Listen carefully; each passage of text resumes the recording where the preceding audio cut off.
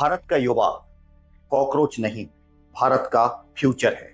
आज social media पर एक शब्द पूरे देश में तूफान बन चुका है, कॉकरोच। लेकिन सवाल यह है, क्या सच में भारत के युवाओं को इस नजर से देखा जाना चाहिए?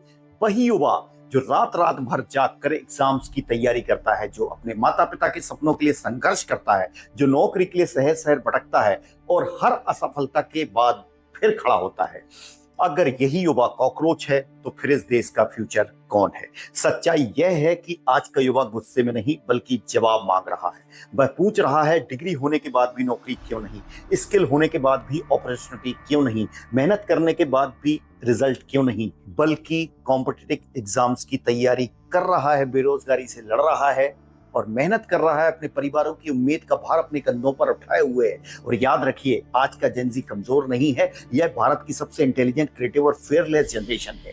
यही जनरेशन दुनिया के बड़े बड़े स्टार्टअप्स खड़े कर सकती है, एआई टेक्नोलॉजी को भारत में लीड बना सकती है, इतिहास लिख सकती है और आने वाले समय में भारत की सबसे बड़ी ताकत बन सकती है। लेकिन सोचिए, अगर इतना टैलेंटेड युवा अपने ही देश में अवसर के लिए संघर्ष करेगा तो फ्रस्ट्रेशन पैदा होना स्वाभाविक है। और शायद यही वजह है कि आज कॉकरोच जनता पार्टी जैसे आंदोलन लाखों युवाओं से कनेक्ट कर रहे हैं। लेकिन यहाँ एक बहुत जरूरी बात समझना भी जरूरी है।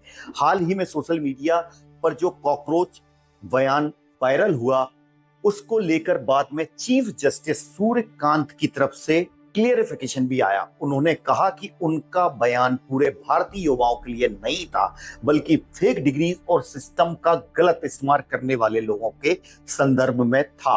और मीडिया के लिए एक हिस्से में उनकी बात को गलत तरीके से पेश किया गया। उन्होंने यह भी कहा कि उन्हें भारत के युवाओं पर गर्व है, वे युवाओं को विकसित भारत की सबसे बड़ी ताकत मानते हैं।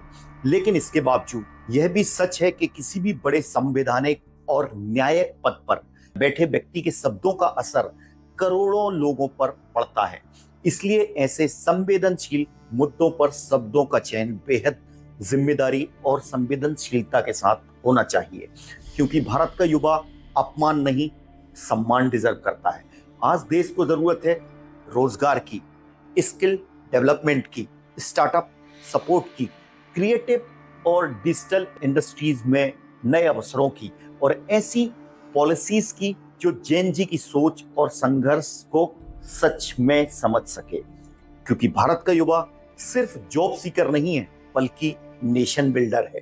लेकिन साथ ही युवाओं को भी यह समझना होगा कि देश केवल गुस्से और विरोध से नहीं, बल्कि मेहनत, इनोवेशन और नेशन बिल्डिंग से आगे बढ़ता है।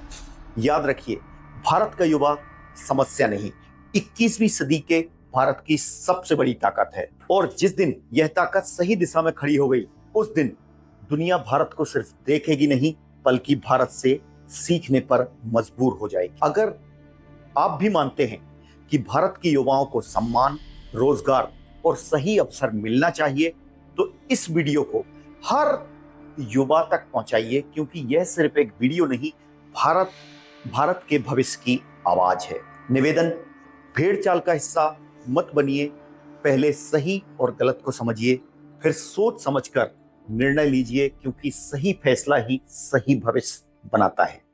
धन्यवाद।